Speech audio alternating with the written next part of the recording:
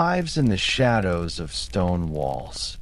Imagine, for a moment, a medieval village on a spring morning. The fields outside the walls are dotted with wild flowers, the kind that bloom almost unnoticed: violets, clover, thistles, and pale blossoms of fruit trees just beginning to stir. The air carries a low hum, not from human voices or tools, but from bees. You see them moving steadily, back and forth, a quiet current linking meadow to hive. Bees in the Middle Ages did not belong to the wilderness alone. They were carefully kept by villagers, monks, and even lords. The role of the beekeeper, though often overlooked, was an essential thread in the fabric of daily survival. Honey was not just sweet, it was medicine, currency, and, in many places, the only form of sugar available. Beeswax, too, carried immense importance, lighting churches and monasteries where oil lamps were scarce. If you walk into the cloister of a medieval monastery, you might notice rows of woven skeps, domed baskets of straw where bees were kept. They would sit neatly along a wall, protected from harsh winds, positioned to catch the morning sun. Monks tended them with patience, understanding that the rhythm of bees was not to be rushed. For every skep, there were endless tasks: repairing straw, brushing away mold, watching for swarms. The bees did their work, but human hands kept the order. In villages, too, hives were scattered near gardens or fruit orchards. Farmers understood that bees brought more than honey. They fertilized apple trees, spread life across fields of beans, and strengthened harvests. To keep bees was not simply to enjoy sweetness, it was to ensure food security. This knowledge, though unspoken, made the beekeeper a quiet guardian of the community. The hives themselves were humble things: skeps woven from rye straw, sometimes coated with clay for strength, wooden trough hives in regions with timber, even hollowed-out logs, set upright near hedges, became homes for bees. You may imagine sleek, square wooden boxes like today's apiaries, but such precision belonged to later centuries. Medieval hives were irregular, organic, and often temporary. They required rebuilding, reshaping, and constant observation. The work of the beekeeper was not glamorous. Protective clothing was minimal, perhaps a veil of coarse cloth draped over the head, a puff of smoke from smoldering herbs to calm the bees. Stings were inevitable, accepted as part of the trade. To open a hive was to risk pain, but it was also to enter into a strange and necessary partnership with the bees. Honey harvesting was done with care, but also with loss. In many cases, taking honey meant destroying the colony, for skeps were not designed for easy inspection or removal. The beeswax comb was cut away, honey pressed out, and what remained often discarded. Only later would more sustainable methods be developed. Still, even with such waste, the value was enormous. A single good hive could produce several pounds of honey, enough to sweeten ale, preserve fruits, or serve in medicinal recipes. Monasteries, especially, became centers of beekeeping knowledge. Their need for beeswax was immense. Every candle lit in prayer, every vigil that stretched through the night, depended on wax. Tallow candles, made from animal fat, smoked heavily and smelled unpleasant. Wax candles burned clean, steady, and bright, ideal for sacred spaces. To supply them, monks became experts in bee care, breeding, and harvest. In manuscript margins, sometimes you find small notes about hive placement, swarming patterns, or remedies for bee diseases. These are not grand treatises, but humble observations written in the same ink as prayers. In some regions, bees were so valuable that laws were written to protect them. Anglo-Saxon law codes, for example, assigned fines for stealing bees or damaging hives. To harm a beekeeper's work was to harm the whole community, and the punishment reflected that. Even medieval charters mention rights to be pastures, where wild swarms might be gathered. A swarm found in the forest did not belong to everyone. It belonged to the one who captured and settled it. Bees were property, as much as sheep or pigs, though their labor was free and their loyalty conditional. The beekeeper's year followed the rhythm of seasons. In spring, he watched for swarms, ready with spare skeps to catch them. In summer, he monitored the hives, listening for the low sound that signaled a colony preparing to divide. In autumn, he harvested honey and wax, balancing need with mercy. Leave too little for the bees, and the hive would starve in winter. In winter, he prayed, for the cold was unforgiving, and many hives would not survive. This cycle repeated year after year, with small adjustments but endless patience. Honey itself was used in countless ways. In kitchens, it sweetened bread, porridge, and ale. In medicine, it dressed wounds, mixed with herbs as ointments, and soothed throats. Physicians noted its preservative qualities, observing how honey could keep fruits edible for months. Even embalming sometimes used honey, though sparingly, for it was too valuable to waste. For peasants, a spoonful of honey in a hard winter was both nourishment and comfort.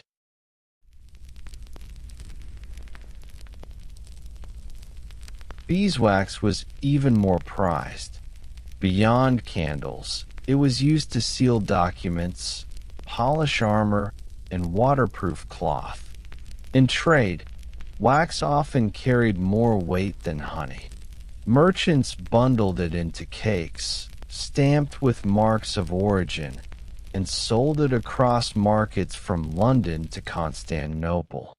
A monastery with good hives might pay part of its taxes in wax, and lords counted it among their rents. Yet despite their importance, beekeepers rarely appear in chronicles or romances. Their work was too ordinary, too quiet, too necessary to be praised. They lived among the hum of hives, their names forgotten, their skill absorbed into the flow of daily survival. But if you listen closely to the margins of history, you can hear them, the steady buzzing in the fields, the crackle of straw skeps, the calm hands guiding bees to shelter. And here, as the day fades, a question lingers. These beekeepers shaped the sweetness of medieval life, the light of its churches, and the health of its people. Yet history barely remembers their names. If such essential work could be so quietly forgotten, how many other lives, ordinary, patient, vital, lie hidden beneath the grand stories of kings and wars? swarms, laws, and the commerce of sweetness. Picture yourself in late spring, walking along a hedgerow on the edge of a medieval village. The air hums thick with activity. Suddenly, you hear it, a roar of bees, louder than usual, a moving cloud spiraling toward a nearby tree. A swarm has left its hive. For the medieval beekeeper, this was both a crisis and an opportunity. To lose a swarm meant losing honey, wax, and a season's work. But to catch one meant securing a new hive, a fresh colony, a promise of sweetness for the months ahead. Swarms were unpredictable, and yet, with careful listening, experienced beekeepers could anticipate them. The sound of a restless colony, the sight of queen cells being built, or the peculiar behavior of workers preparing to follow their leader. These were all clues. To capture a swarm, the beekeeper needed skill, patience, and sometimes a touch of improvisation. Methods varied. One common technique was to beat pots and pans together, creating a clamor that, it was believed, encouraged the swarm to settle. The practice was not only practical but ceremonial, drawing neighbors into the act. People would run into fields, striking metal and shouting, as though helping to bring the bees down. Whether or not the noise truly influenced the insects, it gave the moment a communal character. When the swarm finally clustered on a branch, the beekeeper would bring a spare skep, gently shaking the mass of bees into its straw chamber. A cloth might be draped across the entrance to encourage them to stay. With luck, the queen was inside, and the hive was saved. But bees were not only creatures of nature, they were subjects of law. Across medieval Europe, codes of justice recognized the value of bees and set rules for their management. In Anglo-Saxon England, fines were imposed for stealing hives. To cut down a tree containing a wild swarm without permission could cost a man dearly. Bees, once settled in a hive or log, were considered property, much like livestock. But they also retained an aura of freedom, for they could depart at will. If a swarm flew away, ownership was only maintained if the beekeeper continued pursuit. To abandon the chase was to forfeit the bees. Charters and monastic records also show how rights to bee pastures were carefully regulated.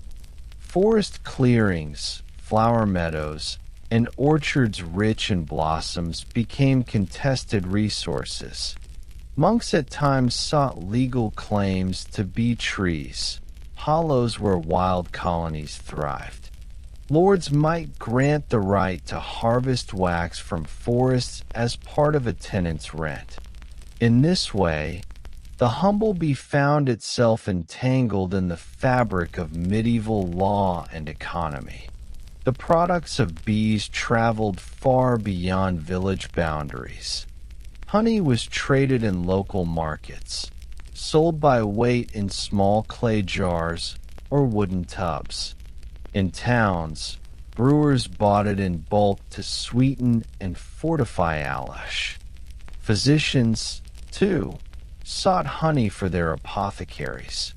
Recipes for cough syrups, wound salves, and digestive tonics almost always included it. For monasteries, honey was an ingredient in spiced cakes and medicinal electuaries. Beeswax, however, commanded even greater demand.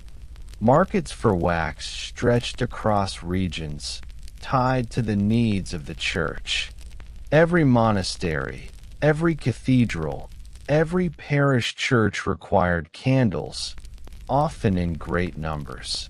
A single Easter vigil might consume dozens, their flames burning steadily through the night.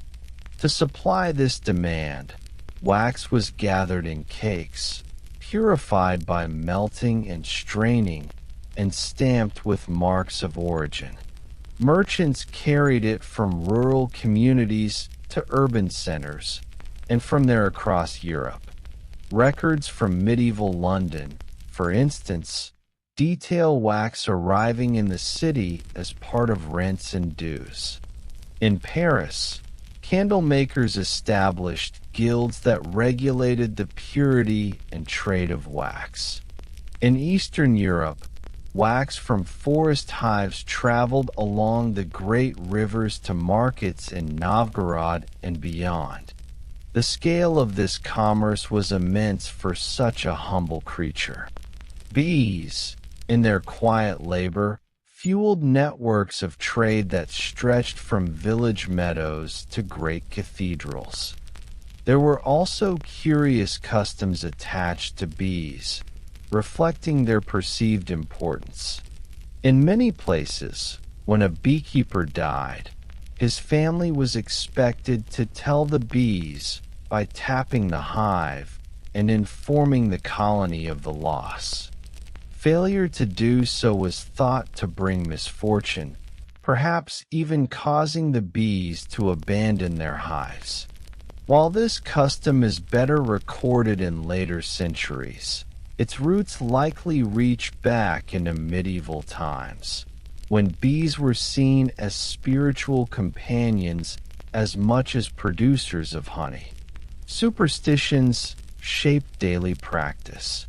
Some believed bees would not thrive in a household marked by quarrels.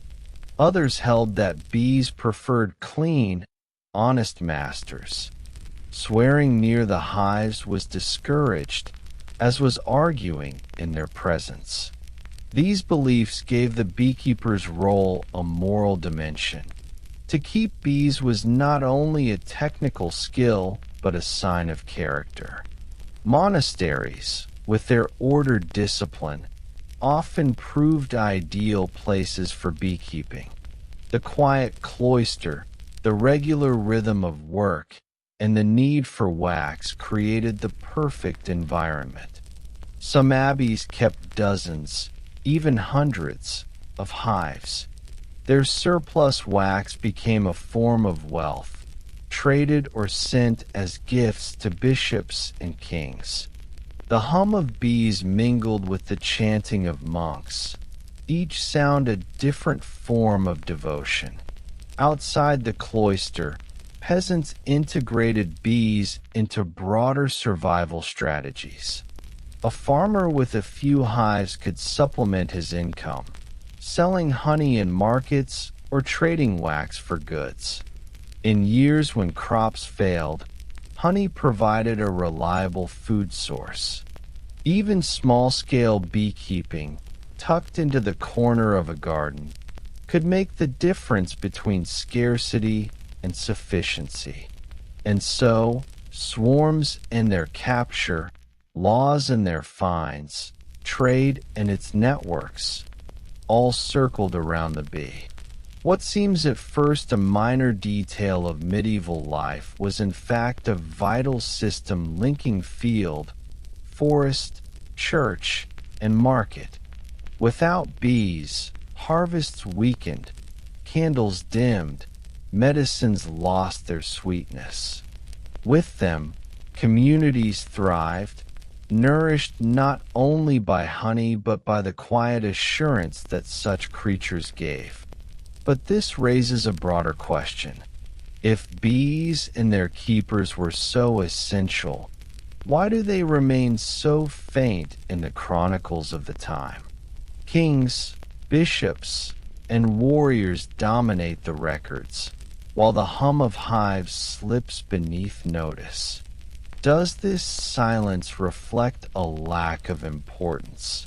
Or does it reveal that the true foundations of society were built not in palaces, but in meadows, orchards and the hands of forgotten beekeepers?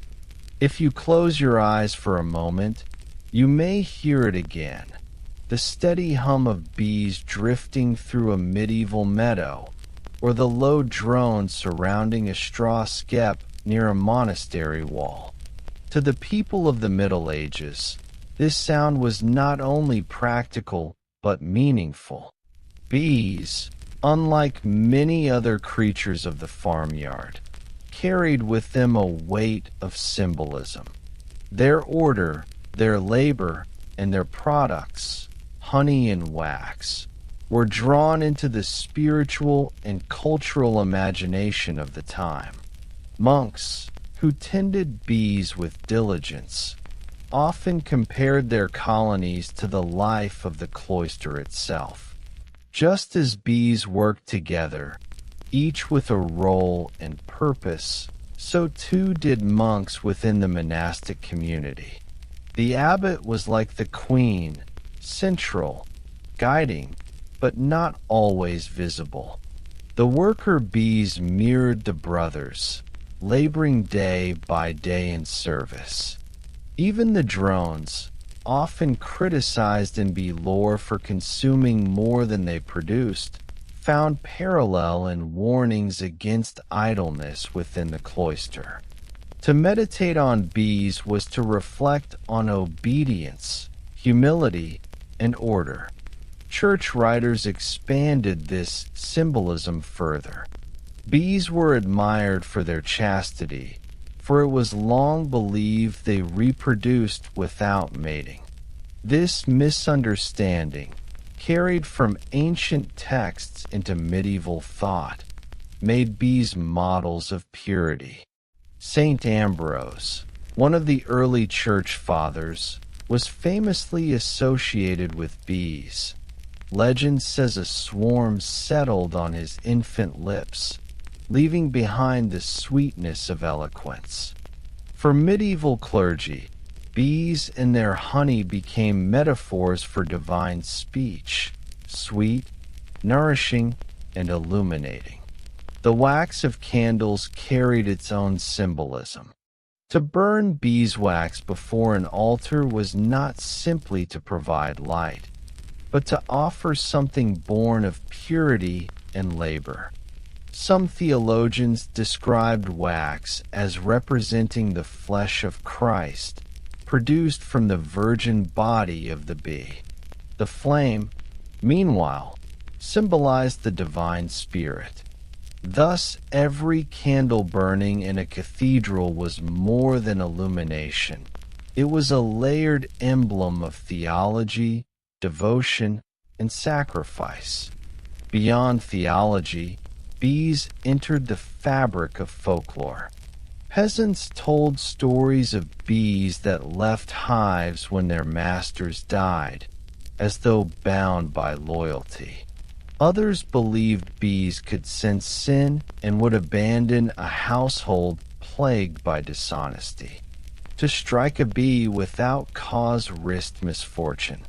In some regions, bees were thought to carry souls, moving between this world and the next. The act of keeping them, then, was not only economic but sacred, a guardianship of creatures that stood close to the boundary between human and divine. Even rulers found value in bee imagery. In Merovingian France, long before the High Middle Ages, golden bees were buried with kings, symbols of immortality and authority. Later, in the medieval imagination, bees were praised for their loyalty to the hive and their devotion to order, traits desirable in subjects and soldiers alike. Chronicles sometimes compared disciplined armies to swarms, moving as one, striking with collective force. The language of bees became a language of politics as well as piety. Honey, too, carried symbolic weight.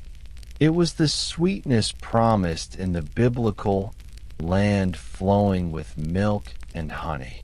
In monastic texts, honey often symbolized wisdom, pleasant to taste, nourishing to the soul. To describe words or deeds as sweet as honey was more than metaphor. It was to mark them as divinely favored. Medieval preachers sometimes used honey as a comparison for Scripture itself, sweet to those who tasted it, but produced through the diligent labor of others, the bees of faith, the monks who preserved and taught the texts. The medicinal uses of honey reinforced this aura of sanctity. Honey preserved wounds from corruption, much as faith preserved souls from sin. Physicians noted its cleansing power, its ability to prevent rot, to soothe pain, and to restore strength. This practical knowledge, combined with its symbolic value, gave honey a status beyond ordinary food.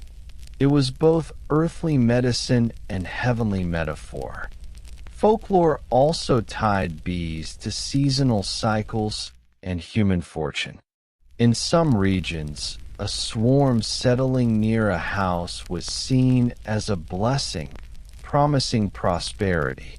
Conversely, bees abandoning a hive could foretell death or hardship. Farmers sometimes spoke to their bees, informing them of births, marriages, or deaths within the family, lest the bees feel slighted and leave. This curious custom, which survived into early modern Europe, likely has medieval roots. It reveals how deeply bees were woven into the rhythm of human life, not only as workers of the fields, but as companions of the household. The relationship between bees and humans in medieval times was thus layered with meaning. On the surface, it was practical, tending skeps, harvesting honey, rendering wax. Beneath, it was symbolic, bees as models of purity, labor, obedience, and divine order. Deeper still, it was folkloric, bees as omens, partners, and messengers. Few other animals occupied such a rich and varied place in the imagination. And yet, one might pause to ask, why bees?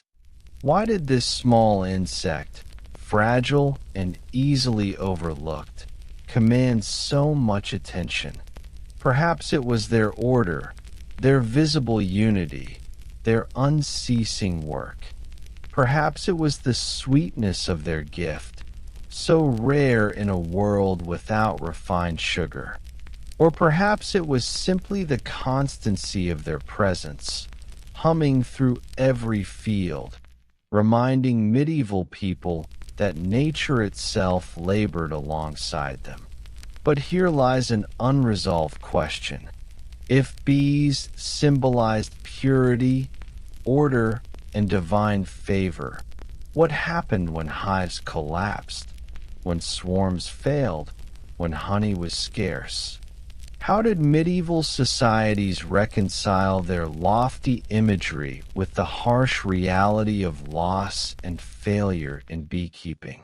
Did they see it as punishment, as omen, or as the natural cycle of creatures beyond human control?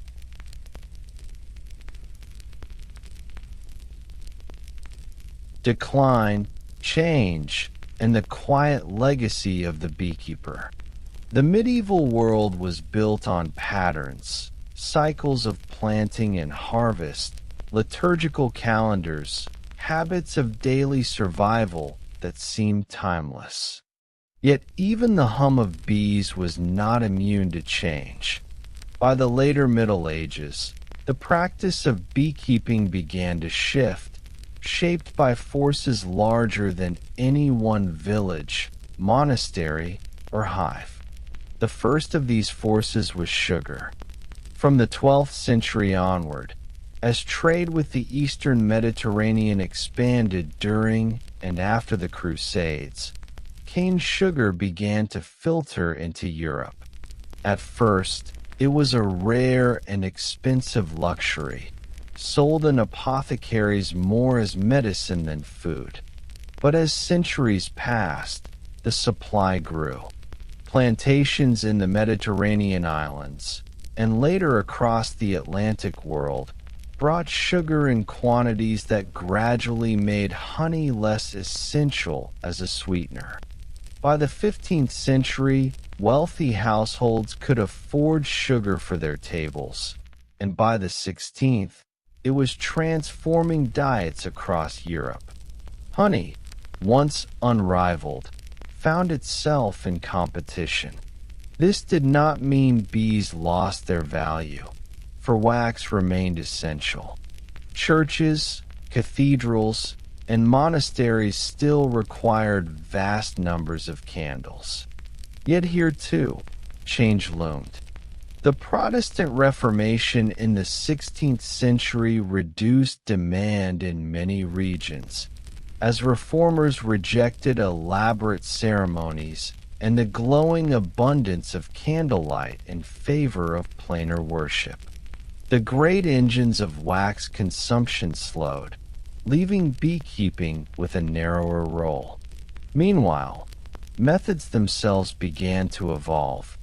The old skeps of straw, while practical, required destruction of colonies to harvest honey. As knowledge spread and agriculture modernized, people sought gentler techniques.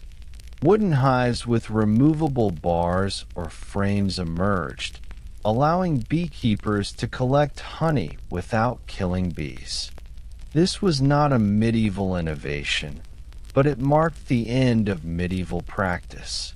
The rhythm of beekeeping changed from one of annual sacrifice to one of sustainability.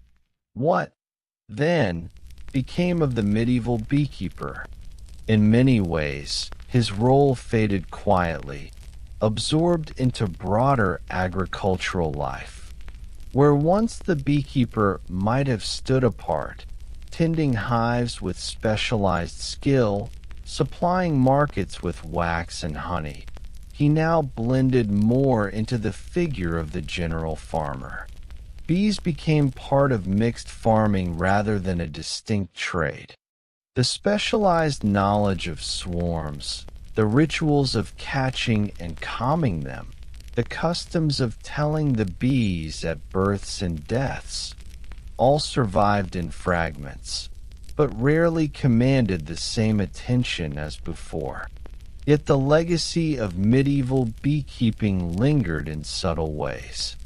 The monasteries that had once raised hives in cloisters preserved records of bee lore, recipes for honeyed medicines, and notes on hive placement.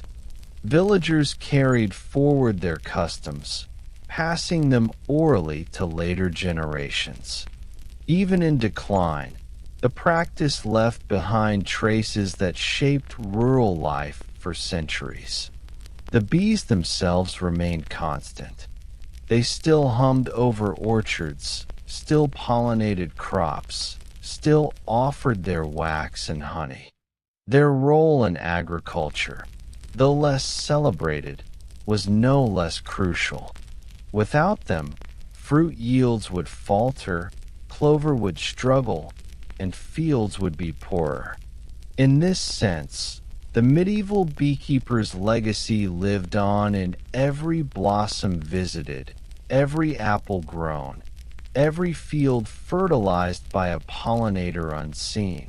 There is also the legacy of symbolism. Though theology and folklore evolved, bees remained emblems of order, diligence, and purity. Renaissance thinkers inherited the medieval admiration for the hive as a model of society. Early modern writers still compared armies to swarms, rulers to queens, workers to bees.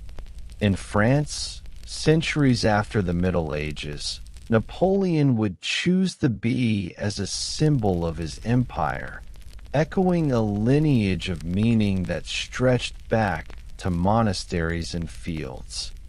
The quietest legacy, however, may be the one least recorded. It lies in the uncounted hours spent by beekeepers in the company of their hives. Imagine the long summer evenings, when the sun sets slowly over the hedgerows and the air filled with the heavy scent of flowers. The beekeeper stood listening, attuned to the hum of the colony, learning patience not from books but from bees themselves. Imagine the autumn harvests, when the wax was pressed and the honey gathered, and the satisfaction of survival for another year. These moments, ordinary and unrecorded, shaped lives as surely as battles and councils shaped kingdoms. If you trace the arc of history, you may find it sobering to realize how little remains of these people. Their names are not carved into chronicles, their deeds not celebrated in poems. Yet without them, churches would have stood darker, tables less sweet, medicines less effective. Their forgotten labor illuminates a truth of history, that greatness often rests on foundations built by those who lived in silence, whose hum was steady but unrecorded. And here, as the story of medieval beekeepers comes to rest, a final reflection lingers. Today, we speak of the fragility of bees, of their importance to ecosystems, of the threats they face in modern agriculture. We understand now, perhaps more than ever, how essential they are. But for centuries, ordinary men and women already knew this, though they lacked our words for it. They lived it, year by year, hive by hive, cup of honey by cup of ale. Their lesson is simple and yet profound. Survival often depends not on grand events, but on the quiet labor of creatures, both human and insect, working steadily in the background of history. And so we leave them, the medieval beekeepers, standing beside their skeps of straw, listening to the hum of bees as twilight falls. Forgotten, perhaps, but never unnecessary. Their work endures, even if their names do not.